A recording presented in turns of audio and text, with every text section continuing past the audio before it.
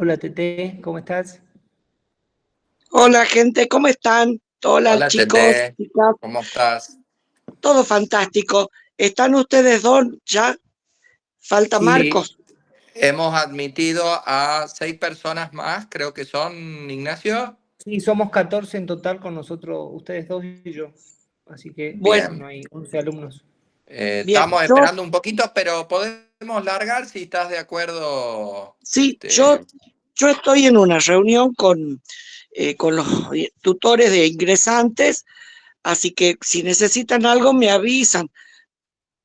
Pero bueno, Dale, si ya hay tranqui. dos, María Victoria quería que sí o sí haya dos para la consulta. Estando ustedes dos ya me quedo tranquila. Supongo que Así Marcos es. entrará enseguida. Sí, de todos modos, me parece con Nacho vamos a andar bien. Eso no me Quédate cabe la tranquilo. menor duda. Pero bueno, él es el que propuso el Zoom, así que Está bien, está bien. bueno, Está bueno, bueno. bien, no te Entonces, preocupes. bueno, cualquier cosa después informen en el grupo cómo les va. Dale, claro que Dale. sí. Bueno, Buenísimo, Dale. gracias, Tete. gracias. Nos Dale. vemos. Chau, chau. Chao, Chau, Adiós. chau. Tete. Chau, Chao. chau.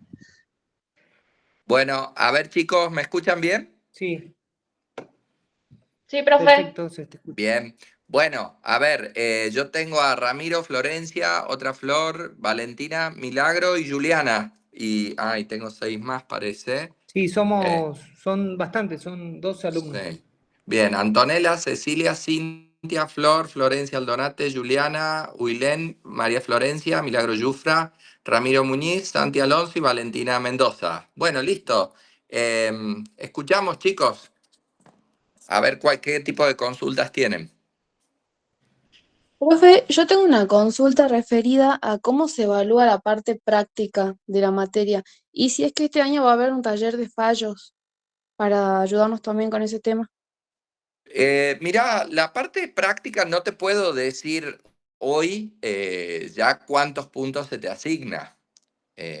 Por supuesto que es muy importante la parte práctica porque, William, no tiene sentido saber mucha teoría si después llegado el caso práctico, vos no vas a poder bajar esa teoría para resolver el caso. Es por eso que desde hace un tiempo las clases dejaron de ser en su gran mayoría teóricas para, te diría, una igualdad de 50 y 50, teórica práctica. ¿Está? O sea, ¿y cómo se hace eso? Y bueno, analizando justamente los fallos dictados acá en la provincia o a nivel nacional, de cómo los jueces van resolviendo estos casos. ¿Me entendés? Desde hace un tiempo, como te vengo diciendo, no porque antes no se hiciera, pero con mayor razón, la universidad y la facultad concretamente ha hecho mucho hincapié en que tanto los docentes como los alumnos puedan resolver casos prácticos.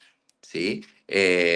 Generalmente los exámenes, los parciales, se plantea la parte teórica y 1 o 2 casos prácticos para resolver.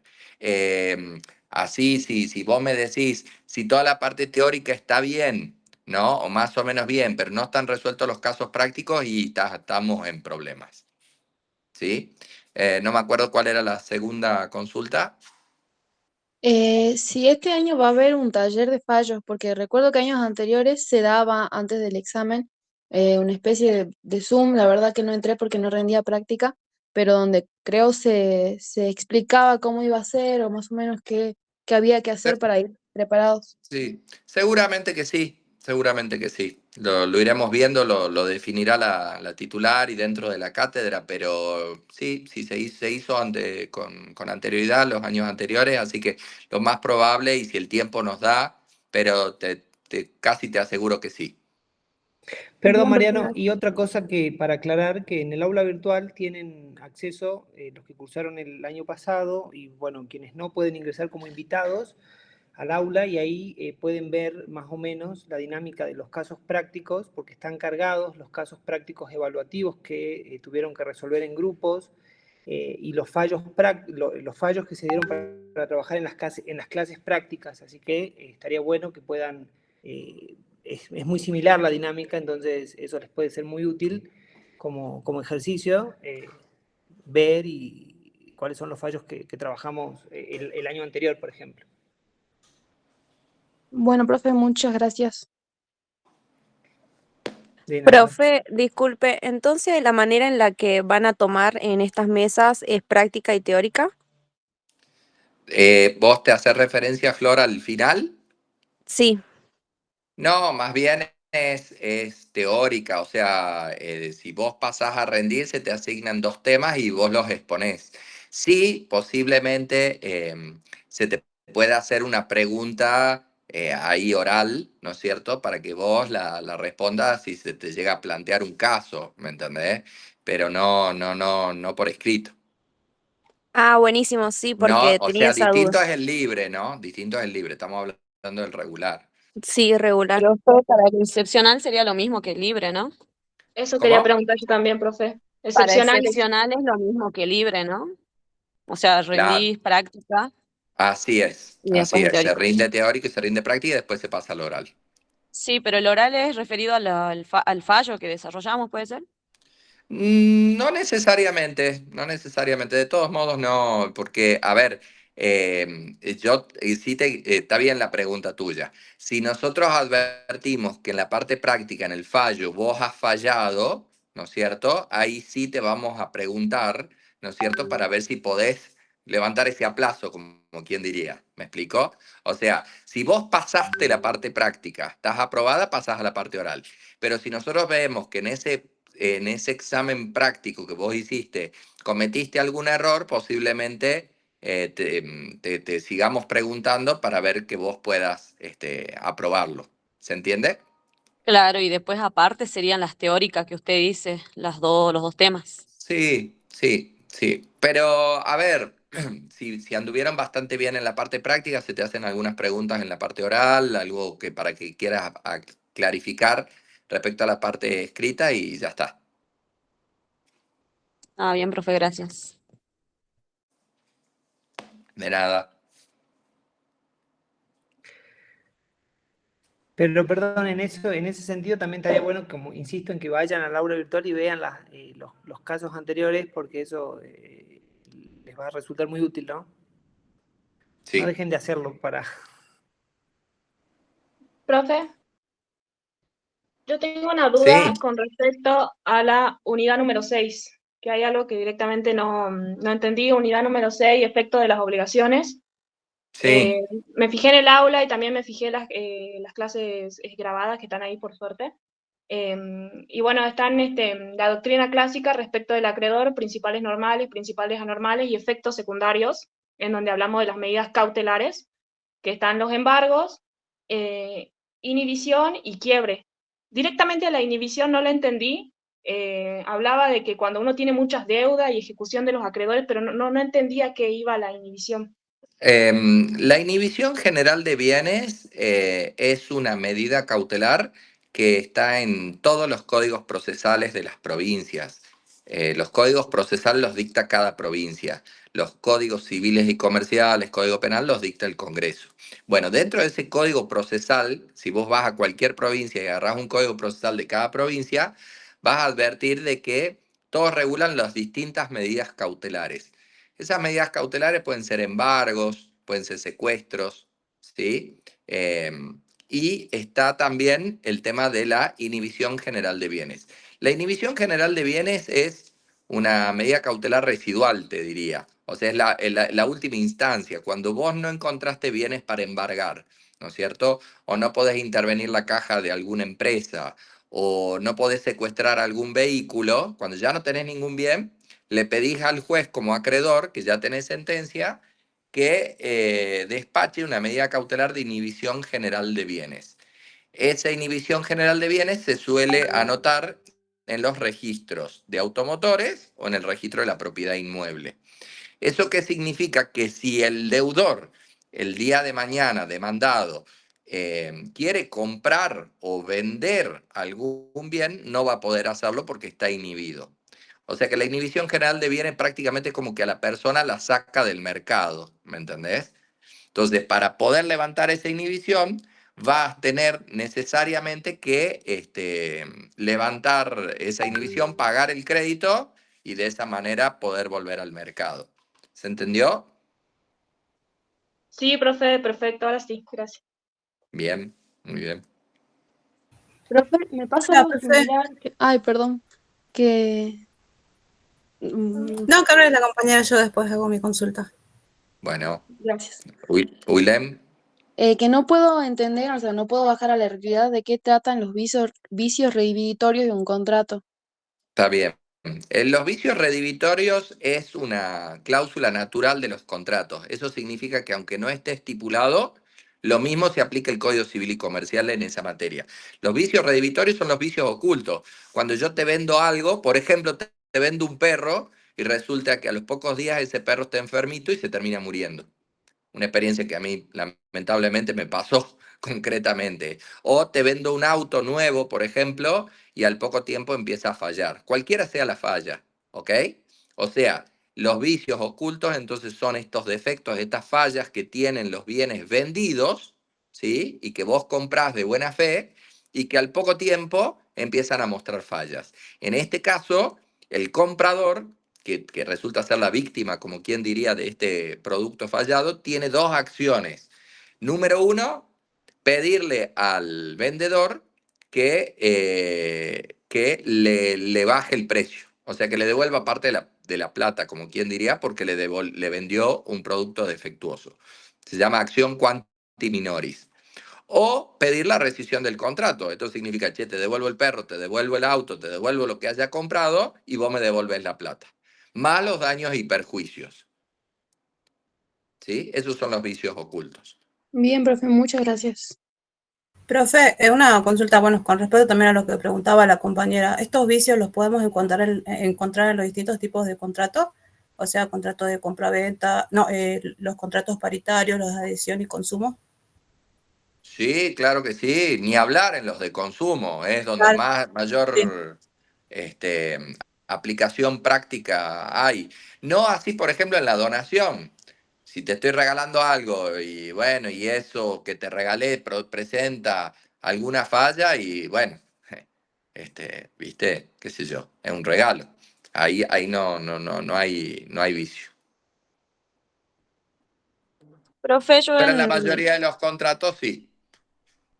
no entiendo ahí en los tipos, en el contrato de consumo, no entiendo la diferencia entre relación de consumo y contrato de consumo, porque son No hay prácticamente los mucha mismos. diferencia, no hay mucha diferencia. A ver, si te tengo que dar una respuesta, por supuesto, un poco ya te la di, pero básicamente es que en el contrato de consumo a celebrado existe un instrumento, ¿ok? Que Sí, avala esta convención, este acuerdo, este pacto, este contrato de consumo. La relación de consumo, ¿no es cierto? Puede no existir contrato. contrato. Por ejemplo, el tercero expuesto. El tercero expuesto es, por ejemplo, aquella persona que ha sido víctima, ¿no es cierto?, de una falla de un vehículo o de un bien mueble, ¿no es cierto?, que presenta falla y termina dañando o perjudicando a un tercero expuesto. ¿Sí? El tercero Sí, expuesto lo vas a ver en el artículo 2 de la ley 24240 y modificatorias, ¿no es cierto?, que en realidad fue incorporada por la 26361, y ahí por ejemplo, ¿no es cierto? Va, no sé, alguien de mi familia y compra algo en el supermercado y yo me intoxico, ¿no es cierto? Porque esa comida que comprada en el súper estaba en mal estado, ¿no es cierto? Yo no entablé el contrato de consumo porque yo no fui al supermercado a comprarlo o a la roticería. Pero sin Claro. embargo, existe una relación de consumo porque yo soy consumidor final. Sí, a eso se refiere el último párrafo donde dice que queda equiparado al consumidor, quien sin ser parte de una relación de consumo, ¿no? Así es, así es. Ah, bien, Bueno, fíjate ahí sin ser parte de una relación de consumo. Ese es el tercero expuesto que yo te claro. estoy diciendo. Sí, sí, sí. O Sí, sea, hay algunos ejemplos, por ejemplo, el peatón, viste que va caminando por la calle y por una falla del vehículo, no sé, suponete un vehículo automatizado, un Tesla, viste que tiene algunos problemas, viste, a veces se han detectado, donde no responde al ser humano, acelera y mata a una persona. Bueno, ahí vos no tenías relación con Tesla, ahí es el tercero expuesto. Ese es claro. uno de los tantos ejemplos que se suele poner. Ah, bien. Bien, bien. Listo, profe, gracias. No, de nada.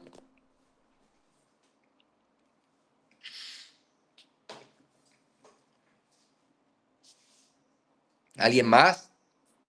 Profe, Sí, yo yo tengo tenía una duda. una duda en los TP evaluativos. Yo los había leído, hay uno que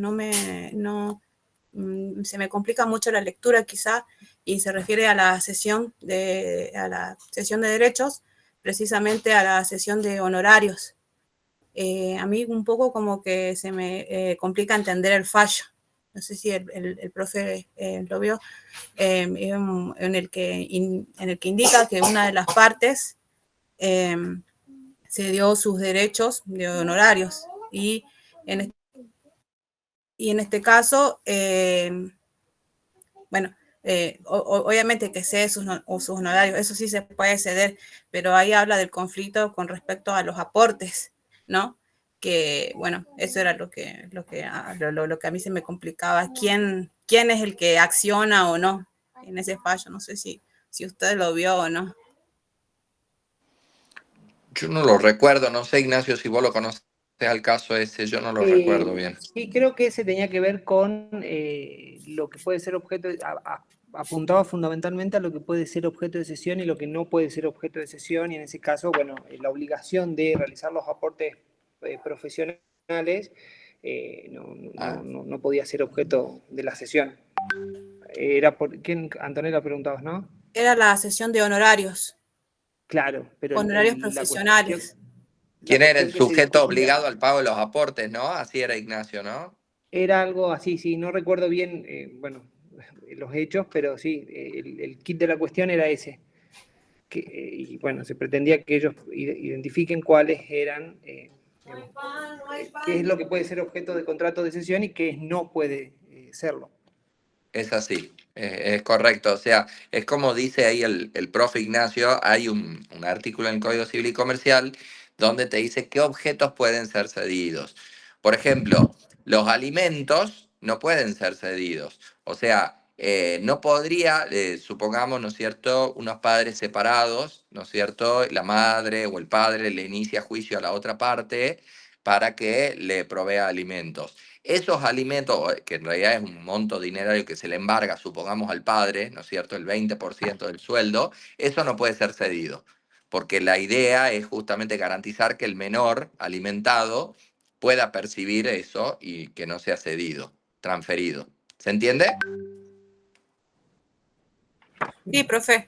¿Y cuál sería, digamos, lo que, claro, justamente yo estaba viendo el TP evaluativo, que me dice que tengo que identificar los hechos, y ese es un punto, y luego que dice que cuál es el conflicto que llega a tribunales, cuál es el conflicto por el que llega a tribunales la causa, y qué es lo que tienen que resolver los jueces. Bueno, pero eso debe ¿Qué estar caso, en el perdón? aula, ¿no, Ignacio? Sí, sí Debe estar está, sí, ¿qué resuelto. caso es? Ubicame un poquito en esto. No lo vi resuelto, lo vi solamente ¿Y cuándo? Ah, ¿vos no la cursaste este año? ¿El año pasado? no está bien. Bien, es el trabajo 2, ¿no? Sí, un TP evaluativo que lo vi en el aula. Yo ingresé. Sí, el fallo C. Y es el único, digamos, con el que se me complica, porque los otros los logré entender, digamos, lo demás. Espera que estoy recordando porque no lo tengo tan fresco.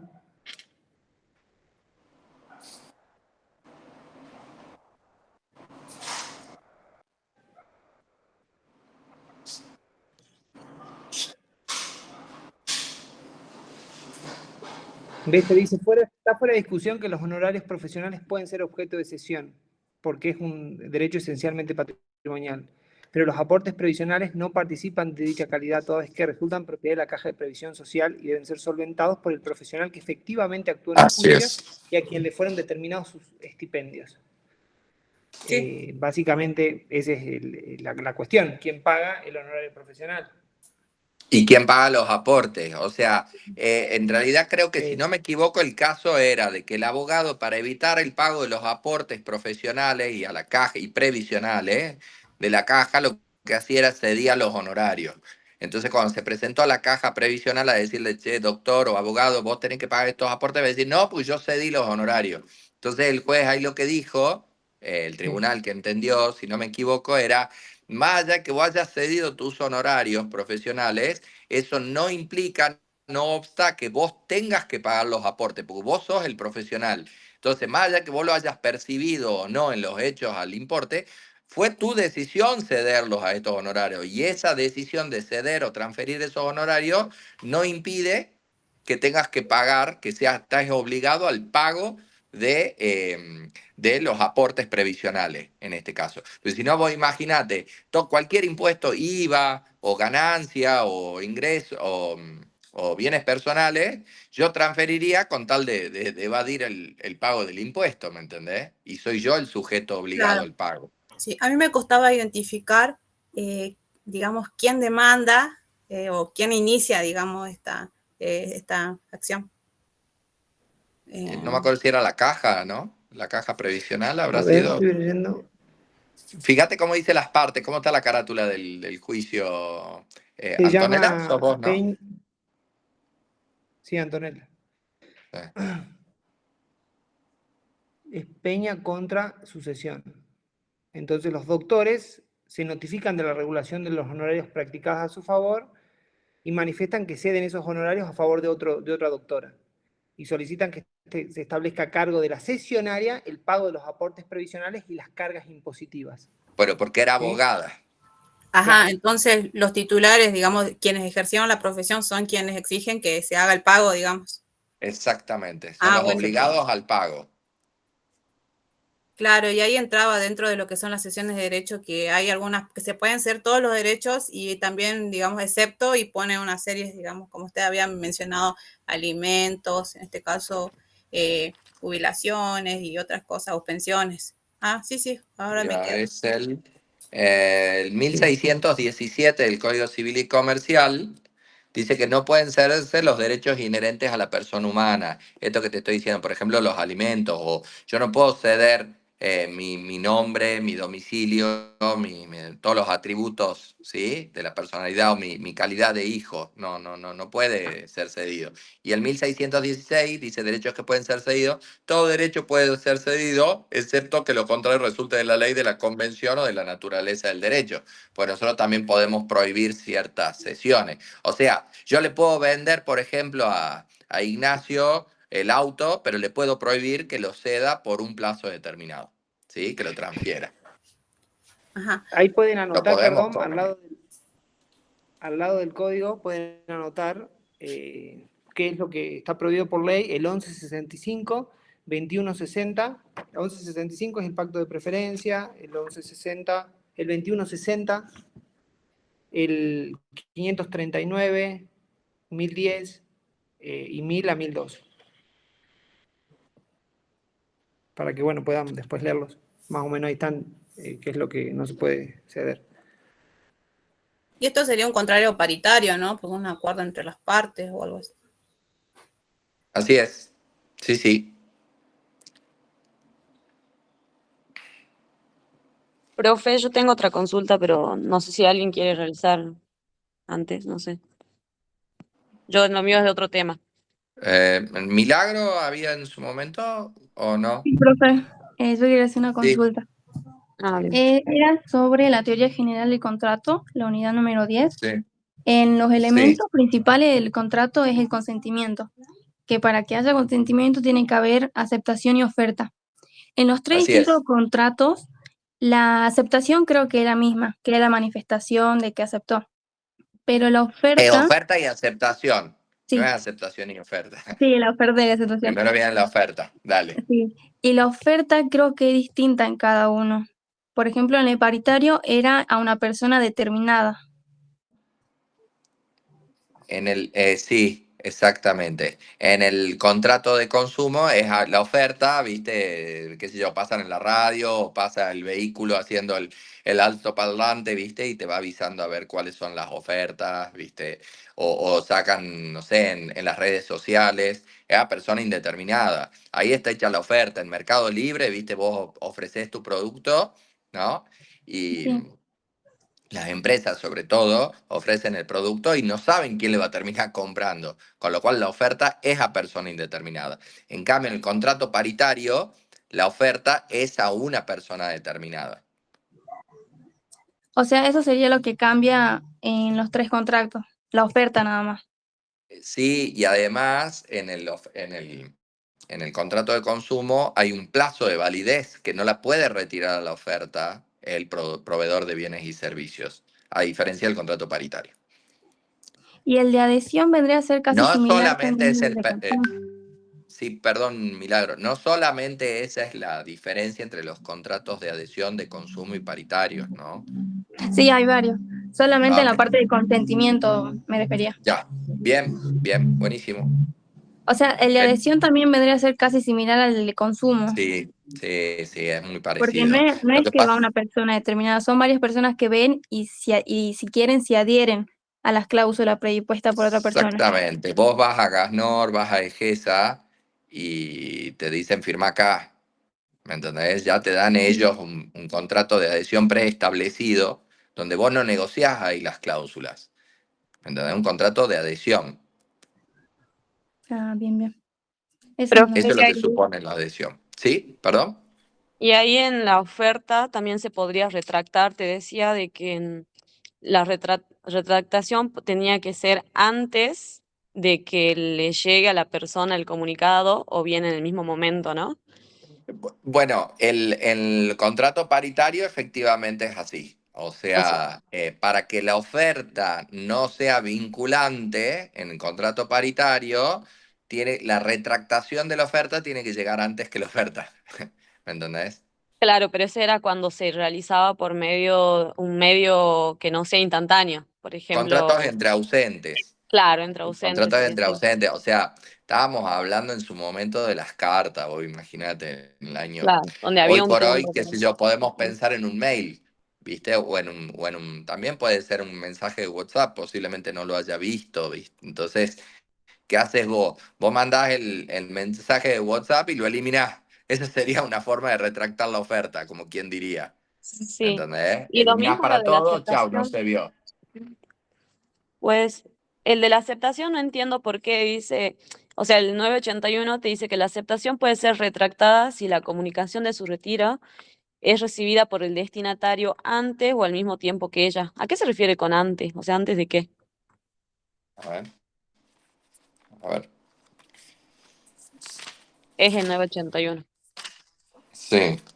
La aceptación puede ser retractada si la comunicación de su retiro es recibida por el destinatario antes o al mismo tiempo. Claro, o sea, es lo mismo, antes de la aceptación. O sea, la retractación de la aceptación es conocida por el destinatario, por el ofertante, antes que la aceptación. A ver, mira mis manos, a ver si por ahí gráficamente soy más. Está la oferta y va a la aceptación. Al aceptante dice, ok, quiero. Y está yendo la aceptación al ofertante, pero antes de Ah, la nunca aceptación llegó. llega Claro. la retractación de la Sí, sí. aceptación. Sí, sí, ya Entonces, entendí. si la retractación de la aceptación llega antes o al mismo tiempo que la aceptación, no hay contrato. Bien, bien. Sí, Ok. eso. Gracias. Bien, ¿no? Sos vos, Cintia, ¿no? ¿Esa era tu duda? Sí, sí. Ok. O sea, claro. Y después no sé si puedo seguir preguntando. Sí, obvio, obvio. Yo, en cuanto al objeto de la relación jurídica, en las clases estaba viendo que, bueno, el profe decía que son los bienes y las cosas. Bueno, los bienes podían ser materiales, inmateriales. Los materiales vendrían a ser las cosas y los inmateriales los derechos, ¿es así? O sea, Así tanto es, derechos personales, los reales y los intelectuales. así es. O sea, eso formaría el activo. Y también para que sea un concepto más completo, tiene que estar las deudas, que el activo más el pasivo, digamos, formaría lo que vendría a ser el patrimonio, que sería lo mismo. Correcto. Así Ah, es. bien, porque era como que no podía armar una definición de qué es el objeto de la relación jurídica. O sea, tendría que decir los bienes y las cosas y que tiene que ser incluidas las deudas. Sí, porque vos podés ceder deuda. Alguien puede Claro, asumir tu deuda. Entonces es un claro, claro. objeto de un acto jurídico. ¿Está bien? Ah, bien, bien. Bien, profe. Obviamente el objeto, en definitiva, no solamente, aunque en su gran mayoría, bueno, no sé, al menos para nosotros, quizá para las empresas, qué sé yo, que manejan derechos intelectuales, no, pero, o acciones, pero nosotros generalmente comerciamos o negociamos bienes materiales, ¿sí? Pero además también se negocian los derechos, los bienes inmateriales, los bienes, Sí, ¿sí?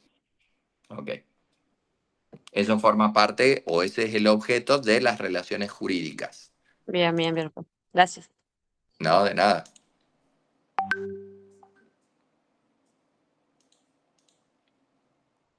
¿Alguien más?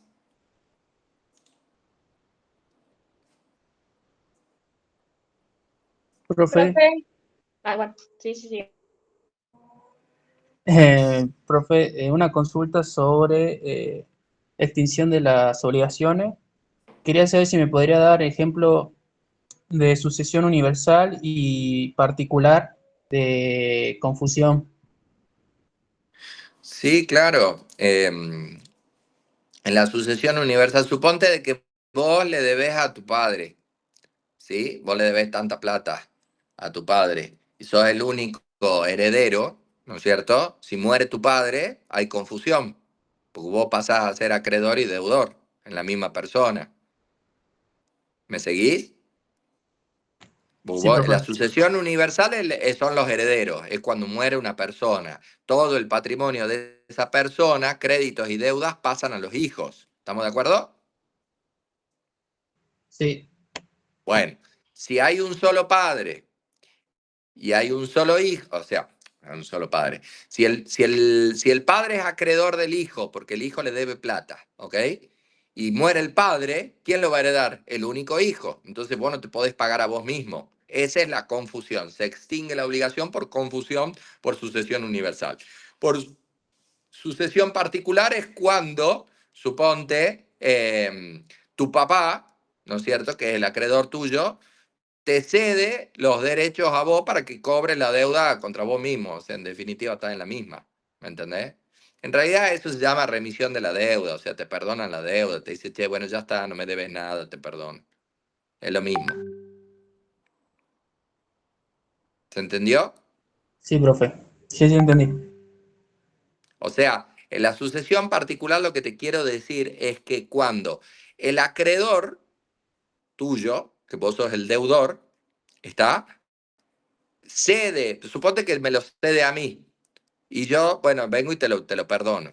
¿Sí? Te cedo a vos el derecho, entonces vos no te vas a pagar a vos mismo. Ese sería el caso. Listo, profe. Gracias. Ok.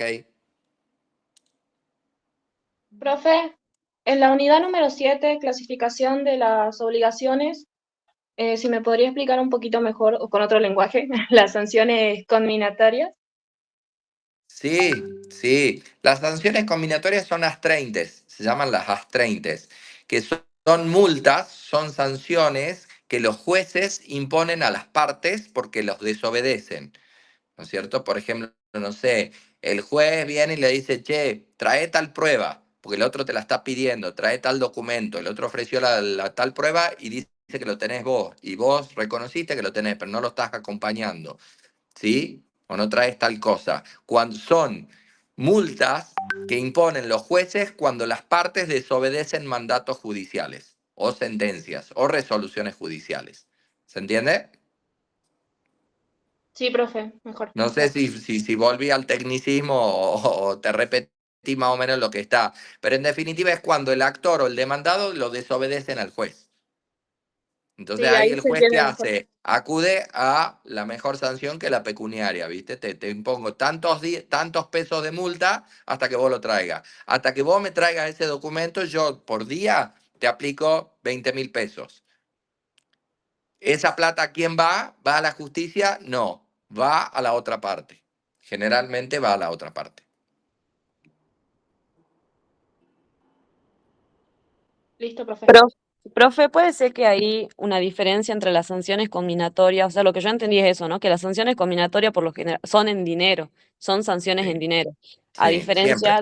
a diferencia de las obligaciones con cláusula penal, que ahí puede ser que sea cualquier tipo de prestación a la otra persona, o no tiene Sí, nada que ver. Porque hay una sí. parte en donde de ¿Sabes uno cuál de es los la artículos, diferencia, Cintia? ¿Sabes cuál es la diferencia, Cintia? Por ahí en el objeto, incluso hay algunos autores, alguna doctrina, yo he leído de que las A30 también podrían, como sugerencia, ¿no? Porque hoy por hoy son sanciones pecuniarias, pero algunos autores dicen de que a veces también para imponer sus decisiones los jueces, podrían aplicar otro tipo de sanciones que no sean obligaciones de dar o que no sea una multa. ¿Está? Ahora, la diferencia entre la cláusula penal y las AS30 están en que la cláusula penal son convenidas entre las partes. O sea, dijeron, che, escúchame, si vos no me pagás el alquiler del 1 al 10, ¿me entendés? Vas a tener una cláusula penal de tanto por ciento diario. Es una claro. cláusula penal. Las partes la convienen a la multa. Las AS30 las aplican los jueces porque las partes desobedecen los mandatos judiciales. AS30, dijo, son las sanciones combinatorias, ¿no? AS30. Sanciones Ah. combinatorias o AS30. Ah, bien, porque claro, yo tenía la duda porque en el Artículo. 791 te dice que puede tener por objeto una suma de dinero o cualquier prestación que pueda ser objeto de una obligación. O sea, yo entendía como que, por ejemplo, no me pagas lo que me debes del inmueble, entonces me das a cambio el auto, por ejemplo, que sería una sanción en caso de que no paguen al tiempo. Una cláusula penal sería. A no ser el ejemplo que yo más o menos lo ponía como para entender, a diferencia de las sanciones combinatorias.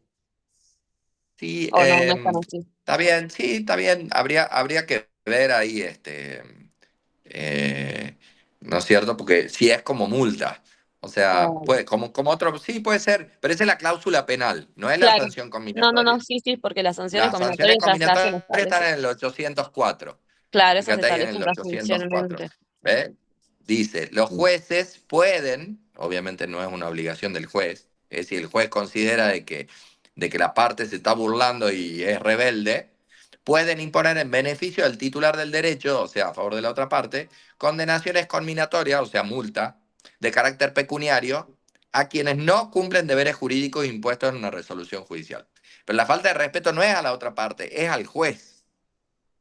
Ah, ¿Está? claro, sí, claro. Lo que impuso en la sanción sería Claro, como te digo, los jueces todo el tiempo lo hacen, solución. ¿no? O sea, es muy habitual aplicar sanciones AS30. O sea, che, no me cumpliste, bueno, listo, hasta que vos te haces el rebelde, listo, te aplicó, no sé, 30.000, 50.000, habrá que ver según el caso. Bien, listo, profe. Gracias. Ok, de nada.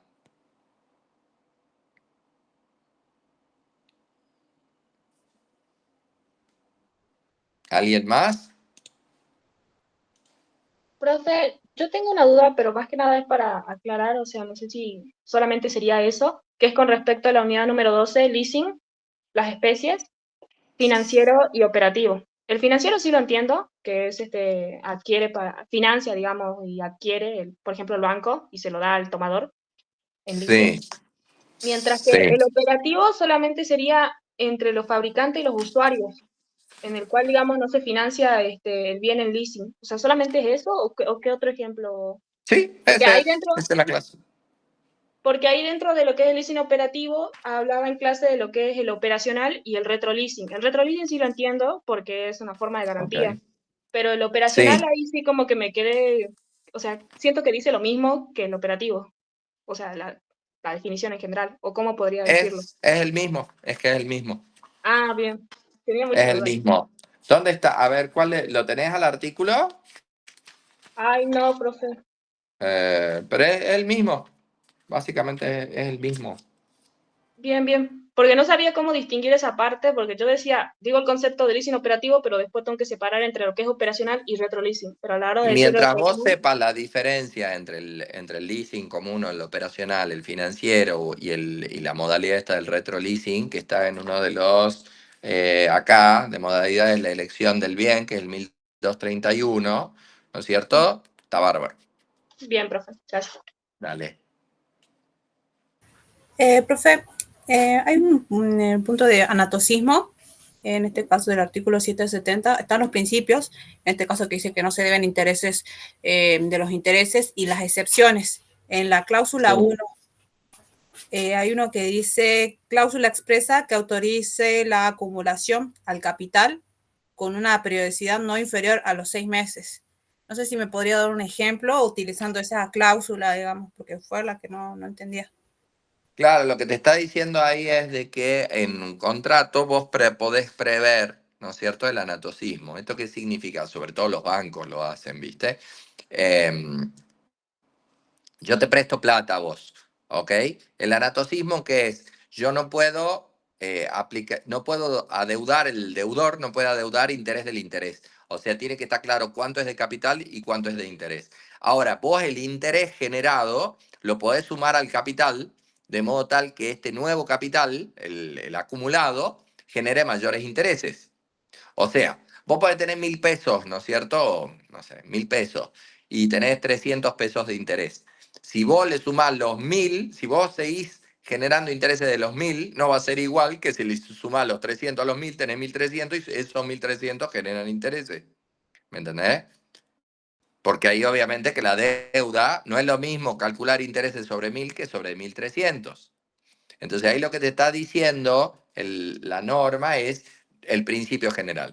No se deben intereses el interés del interés. O sea, no podés acumular al capital el interés para seguir calculando intereses, porque eso sería anatocismo. Salvo que lo hagas con una periodicidad cada 6 meses. Vos tenés que esperar 6 meses para recién sumar los intereses al capital y sobre este nuevo capital acumulado volver a calcular intereses.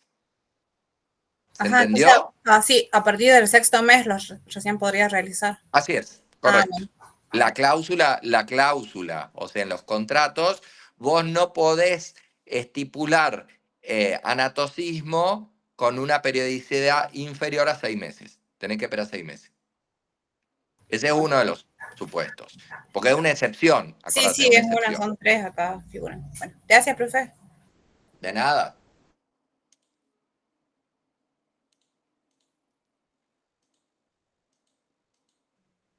Profe, sobre prescripción liberatoria, en la parte de causa de la suspensión de la prescripción, ¿me podría explicar qué es la suspensión por pedido de mediación? Claro, o sea, lo que te está diciendo ahí es de que si las partes dicen, che, pará, vamos a mediación, no puede correr el tiempo que las partes están en mediación, no le puede correr en contra del acreedor la prescripción, porque supuestamente ambas partes estamos viendo de solucionar el problema.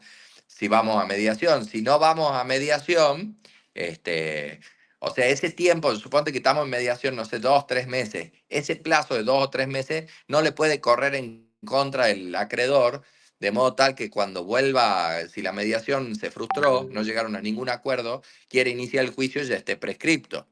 ¿Me entendés? Durante el tiempo que dura la mediación se suspende, no se cuenta los efectos de la prescripción. ¿Se Ah, entiende? listo, profe. Sí, sí se entiende. Ok. Profe, y por personas incapaces también se puede suspender, pero ¿cómo sería ahí? Porque yo entendí Y lo de los claro, porque cónyuges. no le puede correr el plazo de prescripción al incapaz, porque no puede ejercer sus derechos, necesita el representante legal. ¿Me entendés? O Claro, claro. sea, Al menor de edad, al menor de 18 años, no le puede correr la prescripción, salvo que cuente con un representante legal que quiera ejercer la acción. Ah, bien, bien, porque yo lo tomaba como que era incapaz, pero está su representante legal, entonces ¿por qué se suspende si obviamente si siendo menor de edad tiene un representante legal? Y no lo entendía. O sea, lo daba como Bueno, obvio. pero posiblemente la acción sea contra el representante legal. Ah, bien.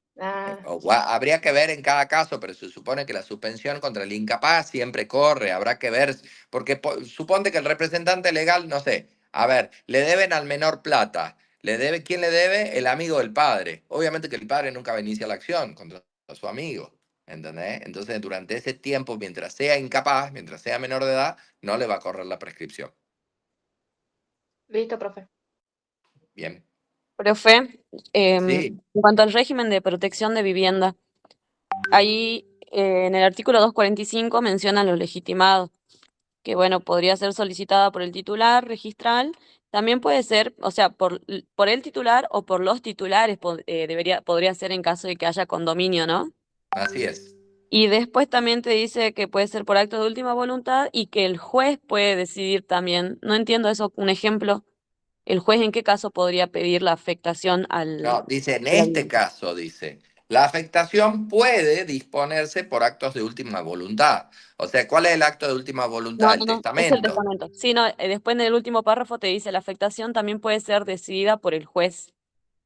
¿En qué caso? No, no le A entiendo un petición de ejemplo. parte, en la resolución que atribuye la vivienda en el juicio de divorcio. O sea, ¿qué te está diciendo? El juez puede decidir ante el divorcio que este inmueble que se le asignan a la mujer o al marido, Sí, a los ex cónyuges, se sujete a un régimen de vivienda. ¿Por qué? Y bueno, porque este padre o esta madre se quedó con los chicos. Entonces, para que el día de mañana esa casa no pueda ser subastada o rematada, lo afectamos a un régimen de vivienda. Entonces, el juez ahí se asegura de que ese bien, esa casa nunca va a ser subastada. ¿Me entendés? sí, O sea, porque ponele vos de que en este caso, bueno, a ver, el padre se va a quedar con los chicos, la madre se va a quedar con los chicos, pero corre el riesgo porque, no sé, porque es ludópata o porque cuenta con muchas deudas, esta madre o este padre, ¿me entendés? Entonces van a venir los acreedores y le van a rematar la casa. sí, Entonces, para bien, evitar eso, el juez que hace los somete a un régimen de vivienda, para bien, evitar de que sea embargado con posterioridad. bien. Y después el artículo 249, Sí. que bueno, dice que la afectación es inoponible a los acreedores, excepto, te da los ejemplos de las expensas comunes, los impuestos, o sea, en caso de que el inmueble tenga una deuda grande, qué sé yo, por deuda del que pagaba los impuestos, ahí sí, ¿no? A eso se refiere, ¿no? Que ahí sí se lo puede embargar. Las expensas y los impuestos que Impuestos. gravan a la cosa que está sometida al régimen de vivienda es inopolible. O sea, Y cuando dice, mínimamente paga las expensas y los impuestos. claro, y cuando dice de garantía real sería una hipoteca. Así es, que sea anterior al régimen de afectación de la vivienda. Porque el juez o la parte puede venir y someter al régimen de vivienda, no sé, hoy 15 de febrero del 24. Ahora, pero si la hipoteca es anterior, obviamente que no hay régimen de vivienda posible, o sea, sale a hipoteca, se subasta, si no se paga esa deuda hipotecada, sale a remate el inmueble, aun cuando esté sometido al régimen de vivienda. ¿Por Claro. qué? Porque la hipoteca es anterior al régimen de vivienda. Y cuando es posterior también, porque ahí No, no, cuando es porque dice posterior no, posterior. porque la hipoteca posterior al régimen de vivienda, el régimen de vivienda supone que es inembargable, ¿entendés? No lo podés rematar.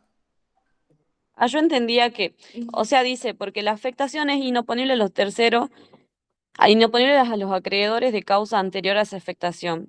Y después Claro, te dice, la vivienda no es susceptible de ejecución por deudas posteriores, excepto, y te menciona lo de garantía real, o sea, yo entendía como que se podría embargar en todos los otros casos, menos en caso de que tenga una obligación de garantía real, o sea, una hipoteca. Yo lo entendía que por no, más no, de no. que... No.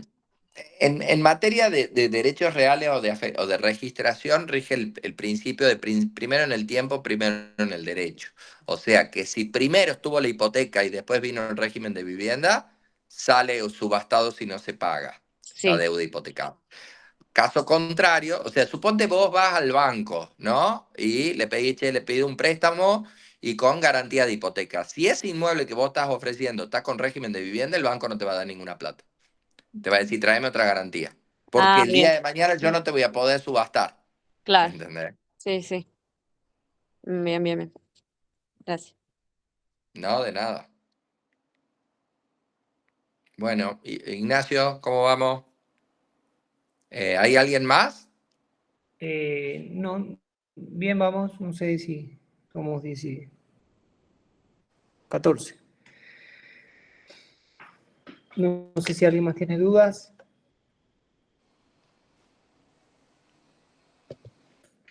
¿No hay más dudas? Profe, yo tengo una duda sobre la parte práctica, ¿Sobre como la más o parte? menos una práctica de los fallos. Ah, sí. O sea, más o menos cómo sería una estructura para resolver los fallos. O sea, primero iría buscando las partes, después el objetivo del fallo, y ahí después el conflicto y la resolución. Ahí está subido al aula virtual, ¿no, Nacho? Más o menos Sí, como la forma de resolver los casos. en el aula virtual hay en la parte donde dice parte práctica, ahí les muestro. Eh, les comparto pantalla si...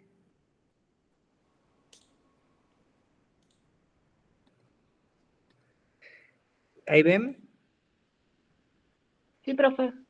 Sí, bueno, Sí. acá en la parte donde dicen la solapita de parte práctica, actividades y evaluaciones, perdón, bueno, hay un cuadrito en donde habla que ustedes tienen que identificar el hecho, cuál es el conflicto y lo que sucede en el juicio. Y bueno, y ahí en el juicio ven cuáles son los derechos involucrados, la legislación y, bueno, qué se decidió, la sentencia y los argumentos. Y más abajo tienen los prácticos evaluativos que trabajamos el año anterior para que, bueno, puedan ver más o menos de qué se trató. Y en general es esa estructura y son muy similares los que se dan en el examen final. ¿Sí? Ah, bien, gracias, profe. No, de nada. Profe, yo tengo una última duda con lo que es la eficacia probatoria, cuando hablamos de los registros contables y demás, que vi la clase del profe Montaldi, y él hablaba, en principio, de que, o sea, de que todo lo que uno asienta es como una confesión. Decía de que uno no puede decir que tiene un superávit cuando va a ver los registros y tiene un déficit, o sea, pero también mencionaba una parte en donde decía de que también tiene eficacia probatoria contra el demandado si es que no lleva la contabilidad alguna debiéndola llevar. O sea, esa parte, digamos, como que no la entendí mucho. Claro, lo que te está diciendo ahí el código es de que si entre dos personas que están obligadas a llevar contabilidad porque son comerciantes, si uno la lleva, suponte que hay un conflicto, uno dice A y el otro dice B. Si uno tiene la contabilidad ordenada donde demuestra de que es A y quien dice B no la tiene ordenada, no puede probar de que es B, ¿me entendés? Va a ganar A. O sea, si uno dice, che, no, vos me debes a mí, y el otro dice, no, no, está bien, yo te debía a vos, pero yo te pagué y ahora sos vos el que me debes a mí. Si este segundo no logra acreditar de que pagó y que quien debe es el primero, va a triunfar el primero. ¿Me entendés? Porque ambos estaban obligados a llevar contabilidad. Estamos hablando de empresas, ¿no? O de comerciantes. Bien, bien, ahora sí, profe, gracias. O sea, vos imaginate la empresa y los proveedores, ¿me entendés? El proveedor es un comerciante. Entonces, él dice, che, me debes plata, le dice a la empresa. Y la empresa le dice, no, yo ya te pagué, mirá, según mis registros, yo tengo acá que vos firmaste y está cancelada la deuda. No, vos me debés, dice el proveedor, pero si el proveedor no logra acreditar porque con una contabilidad ordenada de que existe esa deuda, no va a poder triunfar. ¿Estamos? Sí, profe. Bueno, listo. Profe, yo quisiera que me explique mejor lo que es contrato de fideicomiso, pero en cuanto a los sujetos. O sea, Sí. no sé si yo le puedo explicar lo que más o menos entiendo, pero tengo dudas. O sea, Ok. está el fiduciante, que es el dueño del inmueble o de lo que se Sí. quiera, o del bien que se quiera afectar a fideicomiso. Después está el fiduciario, que es el que se va a encargar, el que es, claro, el que lo va a administrar, el que se encarga de administrarlo. Y después está el beneficiario, que dice que el fiduciante y el fiduciario no tienen que ser personas distintas. O sea, a ver, Mira, yo te cuento, Cintia, cómo sería el caso. no sé cómo. Mínimamente tienen que haber dos personas, Sí, humanas o jurídicas, ¿ok? sí, Mínimamente. Máximamente puede haber hasta 4 personas en un contrato de fideicomiso. Las partes son fiduciante, que es el dueño del bien. Puede ser un bien inmueble, puede ser un buen bien mueble, sí, ¿sí? Ok, bien. Suponte, lo que se da mucho, a ver, yo soy el dueño del terreno, fiduciante, y te lo doy a vos, Cintia, que son la fiduciaria, para que vos lo administres a este bien. ¿Sí? Este bien, ¿qué puede ser? Puede ser, no sé, un terreno donde existe un edificio con un montón de departamentos, y esos departamentos están en alquiler. Entonces vos tenés que administrar todos esos contratos de alquiler. ¿Ok? Bien. sí, Esa administración de ese edificio, que son la fiduciaria, le vas a dar todo lo que vayas cobrando, todos los beneficios, todo lo que vayas cobrando por el alquiler, se lo vas a dar al beneficiario, tercera persona. ¿Sí? ¿Me seguís hasta ahí? sí, O todos me siguen en realidad.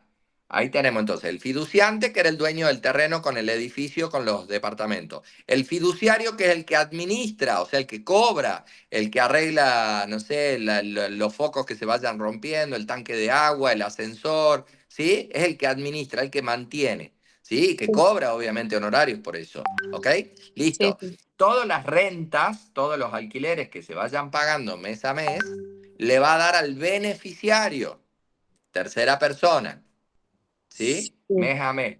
Cuando se termine el contrato de fideicomiso, ¿sí? Porque tiene que tener un plazo, 5, 10 años, 20 años, ¿ok? Cuando se termina, ¿a dónde va a parar este inmueble y estos departamentos?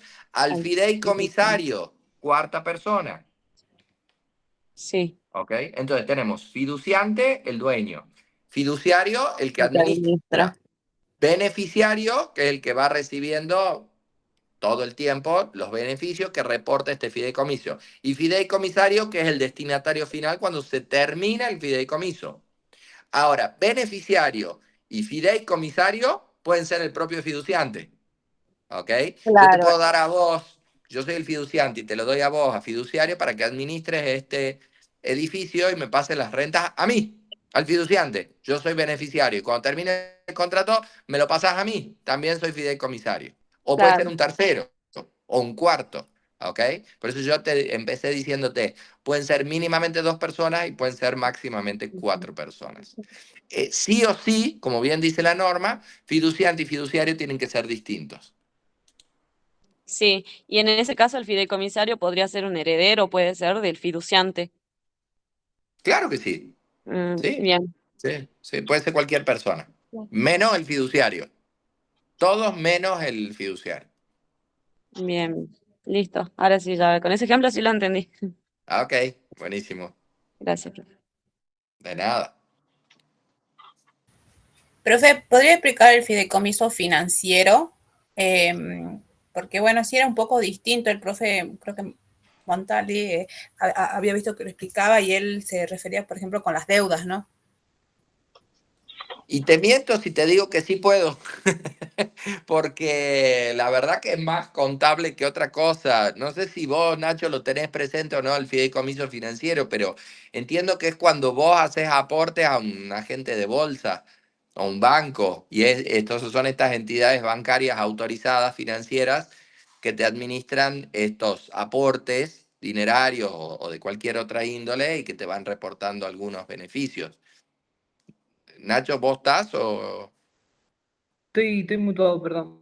Y son eso, es más básicamente como los fondos comunes de inversión que uno Así puede es. actualmente, bueno, participar, hace su aporte en un pool de inversores y recibe de alguna manera las ventajas. Sí, Pero pero es lo que bajo maneja. este concepto, perdón, Nacho, bajo este concepto de que uno es fiduciante, uno aporta, uno es dueño del capital, lo aporta al banco o al que administra el fondo común de inversión y y mes a mes o durante tiempo le va reportando ciertos réditos. Ah, bueno, sí, ya me cerró ya con la explicación del profe, más el ejemplo que me dio de los fondos comunes de inversiones, ya me terminó de cerrar. Buenísimo, gracias, Nacho.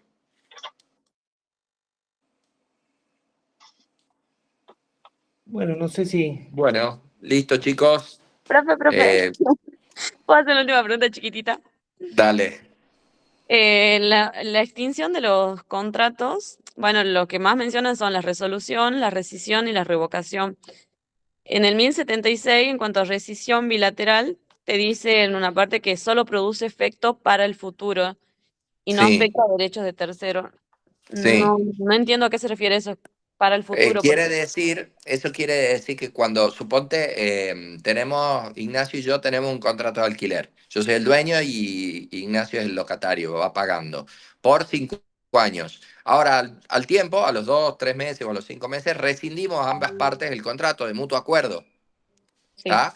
Los efectos de ese contrato, obviamente, van a operar hacia el futuro. Es decir, los alquileres que yo fui percibiendo y lo que él usó y gozó del inmueble durante estos 2, 3 meses, no lo podemos revertir. ¿Ok? No es que Ignacio me va a decir, che, bueno, listo, dejamos sin efecto este acuerdo, devuélveme los alquileres que te pagué. Y yo, ¿cómo le digo? Bueno, devuélveme el uso que vos tuviste durante estos 2 o 3 meses. O sea, opera hacia el futuro. ¿Ok? sí. Ah, bien. Y eso no puede afectar los derechos de los terceros. O sea, ¿qué significa eso? Suponte de que yo, como dueño, cuando hicimos el contrato de alquiler, le permití a Ignacio que él lo pudiera subalquilar a Sí, vos, a Cintia. sí. Entonces, esta rescisión que hacemos yo e Ignacio no puede afectarte a vos, porque yo la permití. Yo lo autoricé a Ignacio a que Cintia pudiera subalquilar este inmueble. Entonces, si Ignacio y yo rescindimos el contrato, vamos a necesitar tu autorización para que quede sin efecto este contrato. También. ¿Se Y entiende? sí, y el 1077 te dice que el contrato puede ser extinguido total o parcialmente por la declaración de una de las partes mediante rescisión unilateral, revocación o resolución. O sea, ahí solamente se necesita de la voluntad de una de las partes. Y Sí, por ejemplo, en el contrato de alquiler, el único que puede rescindir el contrato o revocar el contrato es el locatario. Puede hacerlo el locador, pero si hay un incumplimiento por parte del locatario. Por ejemplo, falta de pago de 2 meses consecutivos. bien. Bueno, creo que eso nada más era, profe. Bueno, muy bien. Profe, lo último. Lo Sí, último que Valentín. es sesión, que cuando hablábamos de la sesión teníamos el cedente y el cesionario. El cedente, digamos, en este caso era el acreedor y el cesionario era la tercera persona. Pero a la hora de la cesión de deuda, ahora era el deudor quien es el cedente. ¿En este caso hace falta el consentimiento del acreedor o solamente basta con Sí, la nota? por Y en supuesto. el otro caso, cuando el cedente No, es el acreedor. Ah, bien, eso, no, justo esa diferencia quería. cuando el cedente es el acreedor, le tenés que avisar al deudor que ya no te tiene que pagar a vos, sino que le tiene que pagar al cesionario. Claro, si no paga, paga. Cuando, Sí, bien. cuando la cesión es de deuda, suponte yo tengo una deuda con vos y cedo mi deuda a Ignacio, o sea que Ignacio ahora te tiene que pagar, vos necesitas la conformidad, porque si no sigo yo obligado. Bien, bien. Ok, Esa diferencia quería. Gracias, profe. de nada. Bueno, chicos, estamos entonces. Bueno, nos vemos Vamos el lunes, es el examen. 19. a Profe, las 16 horas. Sí, 16 creo. yo me había Bien. presentado en agosto del año pasado y bueno, yo la práctica la probé, pero la teoría no. Eso, me estaban diciendo que a veces les guardan la práctica aprobada, ¿puede ser? ¿Te dijeron que eso era así, que te presentes el próximo Turno. turno? No, a mí no me dijeron nada, pero me habían dicho de que a otros chicos les dejaban rendir solo la teoría en la próxima mesa. No, ya pasó tiempo, Cintia, no creo, che, que tengan. Depende, por ahí a veces sucedió que si dieron un examen de práctica bien y el oral fue medio flojo y bueno, y estaban ahí, bueno, como... Pero Claro. bueno, habría que ver si te dijeron eso y se anotó, la profe te anota todo, pero no sé No. cuál será el Claro, caso. no me avisó nada directamente esa vez. Así que Sí, capaz que profe, yo tenía la misma duda porque a mí también me lo comentaron. Me dijeron que te daban una mesa, que la profe Tetel te dejaba una mesa para que rindas oral directamente, como si hubieras quedado regular, digamos. Más que nada porque nosotros somos excepcional. No, yo lo que vi es cuando dieron un examen que estuvo ahí casi, bueno, se los anota y les dicen que vengan la próxima vez que tenían aprobada la mesa, pero se tenían que presentar en el próximo turno y bueno, Sí, es con expreso aviso, no es... claro, no es de que nosotros llevamos todos los exámenes pasados, viste, a los próximos turnos. Profe, una última pregunta. Yo también tengo que rendir la práctica y hay una parte que me preguntan que identifiquen en el fallo las partes del contrato de cesión. Era del mismo contrato de cesión que había hablado hace rato del contrato de honorarios y cómo que había que identificar las partes del contrato de cesión dentro de ese fallo. Yo quería saber cómo había que hacerlo, era la única duda. ¿Quién es el cedente? ¿Quién es el cesionario? Ajá, haz eso nada más. Y el deudor cedido en ese caso también, que era la caja. La caja. Ah, entonces eso sería identificar las partes. Ah, Sí. bueno, ahí ya me quedó claro. Perfecto. Bueno, listo. Entonces nos Chau, vemos. chicos. Listo. Pero en caso Suerte, de que éxitos. de la clase de fallos, ¿ustedes avisan en el aula? Sí, pero bueno, esta era la instancia, no va porque a ya ser no hasta el creo lunes. sí, No, tenemos, hasta el de lunes. todos modos, bueno, como dijimos al principio, vayan a los casos porque son muy parecidos generalmente los que se toman. Si ya rendiste, bueno, no sé qué te habrá tocado cuando rendiste la práctica, pero bueno, en general son bastante similares, no tienen mayor dificultad. Bien. Bueno, profe, muchas gracias. Bueno, También, chau, buen chicos. fin de, nos vemos el Éxitos. lunes. Hasta luego. Chao Mariano, nos Chao. vemos. Chau, Ignacio. Gracias. Chao, nos vemos. Gracias. Chao.